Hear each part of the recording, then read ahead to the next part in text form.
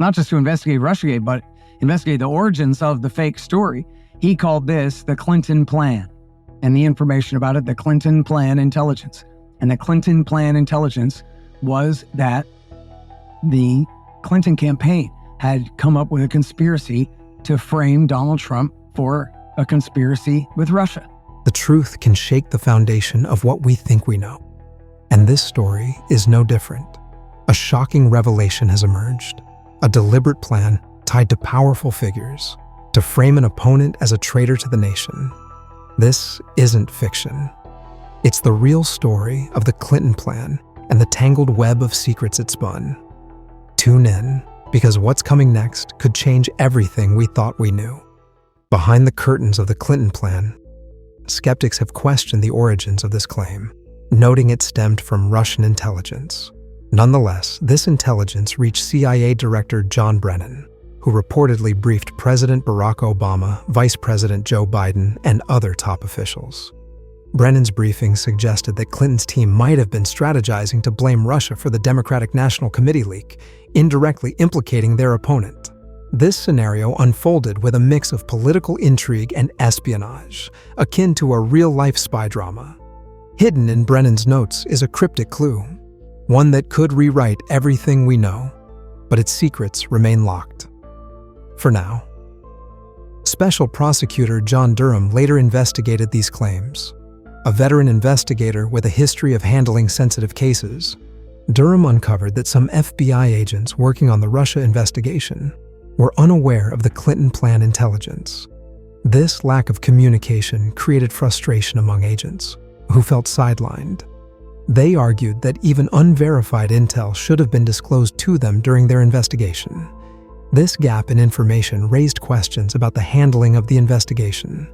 While agents focused on potential collusion, they encountered layers of political maneuvering. One prominent figure, George Papadopoulos, a campaign advisor, played a key role in the early stages of the inquiry. However, his activities were not part of the controversial Steele dossier, which relied on public information and speculative claims. Critics later discredited much of the dossier, asserting it was designed to influence narratives rather than uncover factual evidence. In the broader context, the Clinton campaign worked through intermediaries like the law firm Perkins Coie and cybersecurity firms to investigate the Democratic National Committee hack. These efforts included engaging researchers to link the hack to Russia. Yet experts challenged the validity of such claims, pointing out the ease of faking digital evidence. The Steele dossier, compiled by former British intelligence officer Christopher Steele, added another layer to the controversy. Filled with unverified allegations, the dossier significantly influenced public discourse and the FBI's actions despite its credibility issues. It became a cornerstone for those seeking to connect their opponent to Russian interference. Amidst these developments, the Clinton campaign reportedly supplied tips to the FBI and leaked stories to the media, creating a cycle of speculation and suspicion. This narrative gained momentum, fueled by media coverage and political bias, deepening public divisions. Durham's findings highlighted the extent of efforts to implicate their opponent and the role of federal agencies in managing or mishandling the situation. The saga revealed a convoluted mix of politics, espionage, and media dynamics, further polarizing the political landscape. Looking back, the whole saga reveals just how messy and dangerous it can be when politics and intelligence collide. Whether you're Team Trump, Team Clinton, or somewhere in between, the story of the Clinton Plan and the Russia investigation is a cautionary tale about the power of narrative and the lengths people will go to win. And in the end, the truth often gets lost in the chaos. Expanding on this, the key players and their moves become even more critical to understanding how the narrative spun out of control.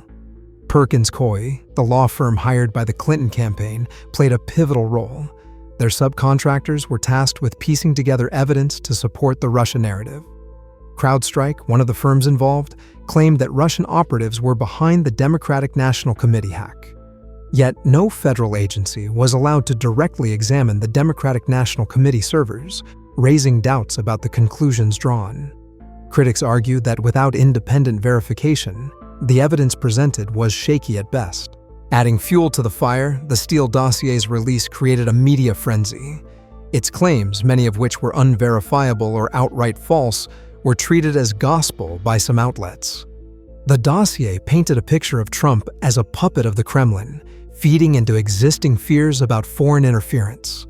But as more details emerged about how the dossier was compiled, its credibility crumbled. Steele relied on second-hand sources, some of whom later disavowed their statements. This didn't stop the dossier from being used to justify surveillance on members of Trump's campaign, further entangling the FBI in a web of controversy. The FBI's handling of the investigation also came under scrutiny. Internal documents revealed that some agents harbored doubts about the evidence against Trump. Yet these concerns were often brushed aside in the rush to pursue the case. The FBI's reliance on the Steele dossier, despite its flaws, raised questions about the agency's impartiality. Was the FBI driven by genuine concerns about national security, or were political motivations at play? Durham's probe into the origins of the Russia investigation uncovered a pattern of missteps and questionable decisions. His findings suggested that key officials within the FBI and CIA were aware of the Clinton plan but chose not to act on it. This omission allowed the narrative to gain traction, fueling public mistrust. Durham's investigation also highlighted the role of the media in shaping public perception. By uncritically reporting on the Steele dossier and other dubious claims, the media amplified the narrative, making it difficult for the truth to emerge. As the layers of the Russia investigation are peeled back, the extent of the political maneuvering becomes apparent. The Clinton campaign's efforts to tie Trump to Russia were part of a broader strategy to deflect attention from their own controversies. The Democratic National Committee leaks had exposed embarrassing internal communications, including emails suggesting that the party had favored Clinton over her primary opponent, Bernie Sanders. By focusing public attention on Trump and Russia, the Clinton campaign sought to shift the narrative and minimize the fallout from the leaks. The aftermath of the Russia investigation has left a lasting impact on American politics. The divisions it created continue to shape public discourse, with both sides accusing each other of misconduct. For Trump supporters, the investigation represents an attempt by the establishment to undermine his presidency.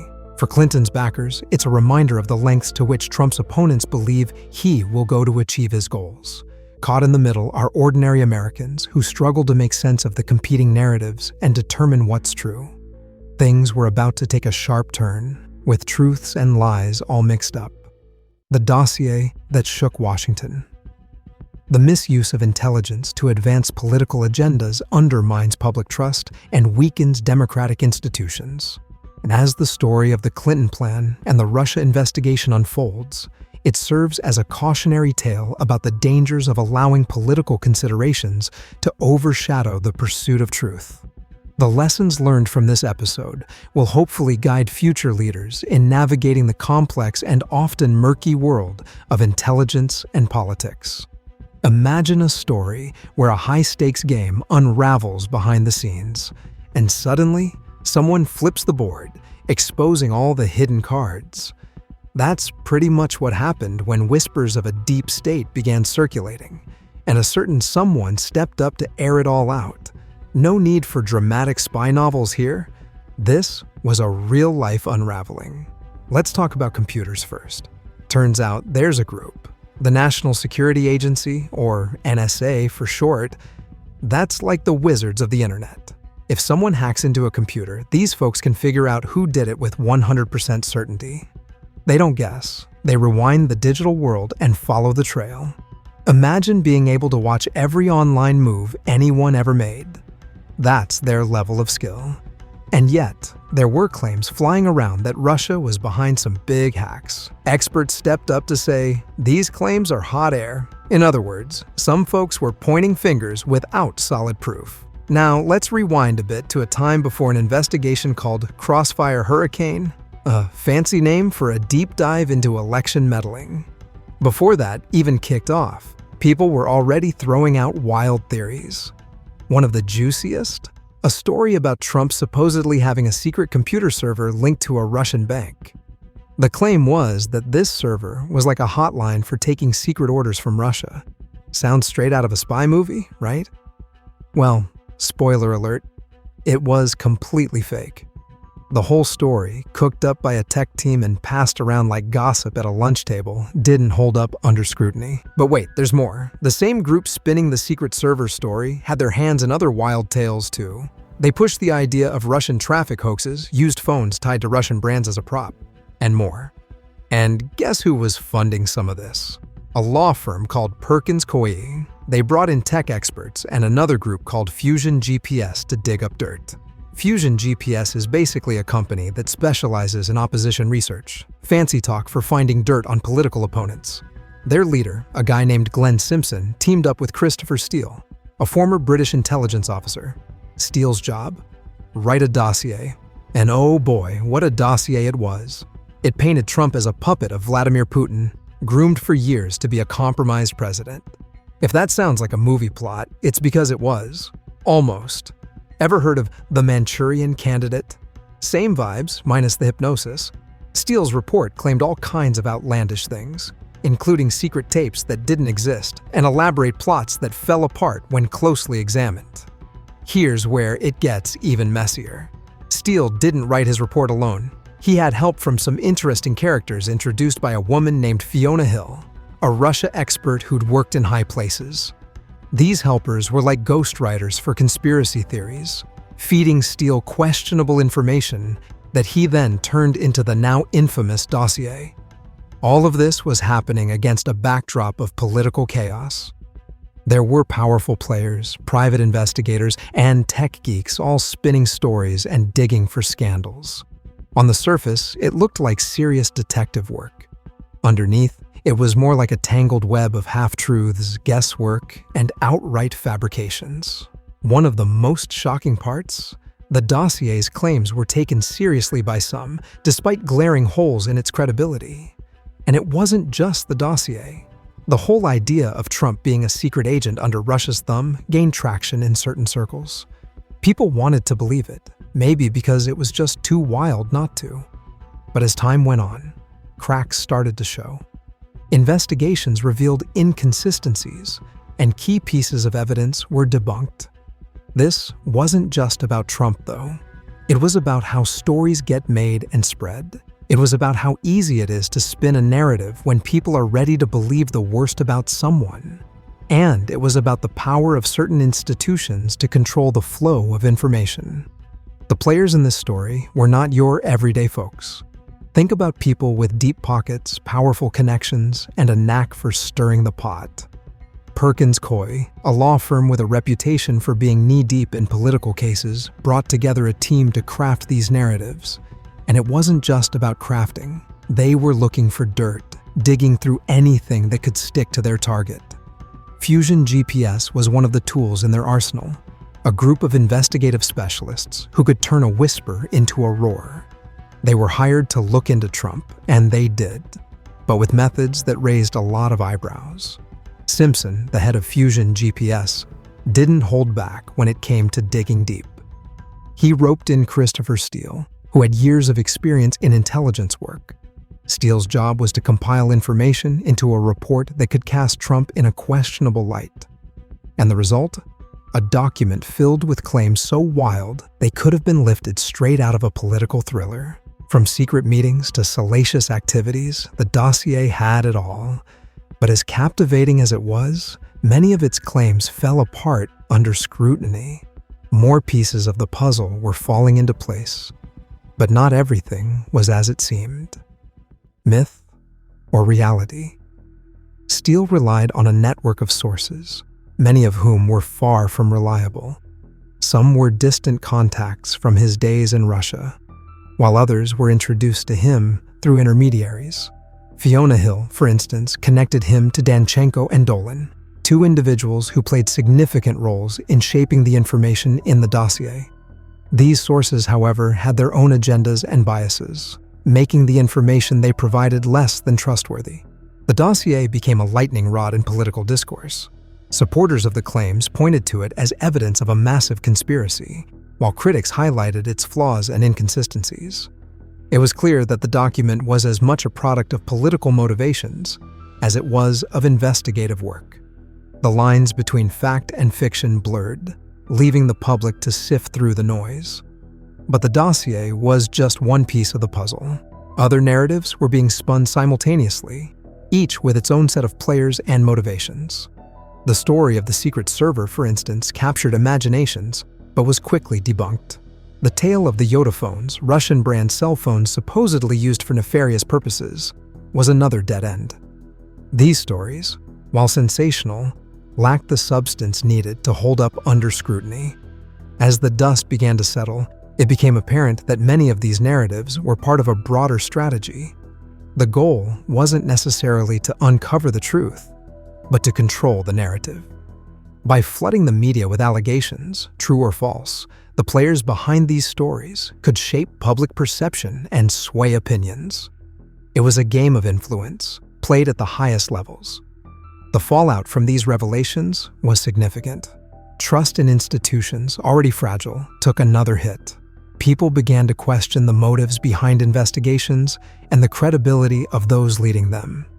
The term deep state became a catch-all for the unseen forces believed to be pulling the strings, a convenient scapegoat for a complex web of actions and reactions. For those who believed in the deep state, these events were proof of its existence. They saw a coordinated effort to undermine a sitting president, driven by political and ideological motivations. Critics, on the other hand, argued that the deep state was a myth, a distraction from the real issues at hand. Regardless of where one stood, it was clear that these events had left a lasting mark on the political landscape. Looking back, it's easy to see how these narratives gained traction. They played into existing fears and suspicions, amplifying doubts and fueling divisions. The power of a well-crafted story, especially one that aligns with pre-existing beliefs, cannot be underestimated. And in a world where information spreads at lightning speed, separating fact from fiction becomes increasingly challenging. This saga is a reminder of the importance of critical thinking and media literacy. It's a call to question the sources of information and the motivations behind them. In a landscape where narratives can be weaponized, staying informed and vigilant is more crucial than ever. The deep state may remain a topic of debate, but the lessons from this story are clear. Truth, like politics, is rarely black and white, and understanding the shades of gray is key to navigating the complexities of the modern world. The story doesn't end here. The ripples of these events continue to influence political discourse, shaping the way people view power, influence, and accountability. As new stories emerge and old ones resurface, the need for careful examination and thoughtful analysis remains paramount. In the end, the deep state may be less about a shadowy cabal and more about the interplay of politics, power, and perception. A dynamic as old as civilization itself. Is the deep state a hidden reality or a convenient scapegoat? Share your thoughts in the comments below. Don't forget to like, share, and subscribe for more thought-provoking content.